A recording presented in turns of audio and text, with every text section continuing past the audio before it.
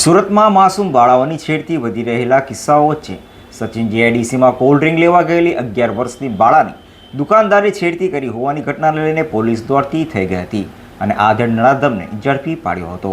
સુરતમાં અલથાણ, ત્યારબાદ અમરોલી અને હવે સચિન જીઆઈડીસી વિસ્તારમાં 11 વર્ષની બાળકી સાથે છેડતીની ઘટના બનતા લોકોમાં આક્રોશ જોવા મળી રહ્યો છે. સુરતના અલથાણ ખાતે એક બાળાની છેડતી કરનાર સામે લોકરોષ જોવા મળ્યા બાદ પોલીસે આરોપીનું ઘટના સ્થળે લઈ જઈ ઘટનાનું રિકન્સ્ટ્રક્શન કર્યું. ત્યારે આરોપીને કાયદાનું સરાજાહેર ભાન પણ કરાવ્યું હતું. તો ત્યારબાદ નરાધમોમાં ડર ન જોવા મળ્યો હોય તેમ અમરોલીમાં આલુપુરી લેવા ગયેલી બાળાની આધેડ દુકાનદારે છેડતી કરતા લોકરોષ ભભૂકી ઉઠ્યો હતો. ત્યારબાદ હવે સચિન જીઆઈડીસીમાં પણ આવી જ ઘટના બની છે. વાત એમ છે કે સચિન જીઆઈડીસી પોલીસ સ્ટેશનની હદમાં આવેલ સચિન કંસાટ રોડ પર ગોકુલધામ સોસાયટી પાસે એક શરમજનક ઘટના બની હતી. ગુરુવારે સવારે એક 11 વર્ષની બાળકી ઘર પાસે આવેલ રાશનની દુકાને કોલ્ડ્રિંક્સ ખરીદવા માટે ગઈ હતી, જ્યાં આધેડ દુકાન માલિક 47 વર્ષીય પ્રભુલાલ માલીએ બાળકીની છેડતી કરી હતી. બાળકી દુકાને આવી ત્યારે તે સમયે દુકાનમાં અન્ય કોઈ ગ્રાહક ન હોવાથી આરોપીએ બાળકીને લાલચ આપી કે પેપ્સી અંદર જઈને ફ્રીજમાંથી લઈ લે.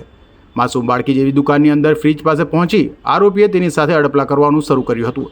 એટલું જ નહીં, બાળકીને છાતીના ભાગે હાથ ફેરવી અડપલા કરતા બાળા હેબતાઈ ગઈ હતી અને બાળકીએ હિંમત દાખવી નરાધમની પકડમાંથી છૂટી સીધે ઘરે ભાગી હતી અને રડતા રડતા પોતાની માતાને આપવીતી જણાવી હતી.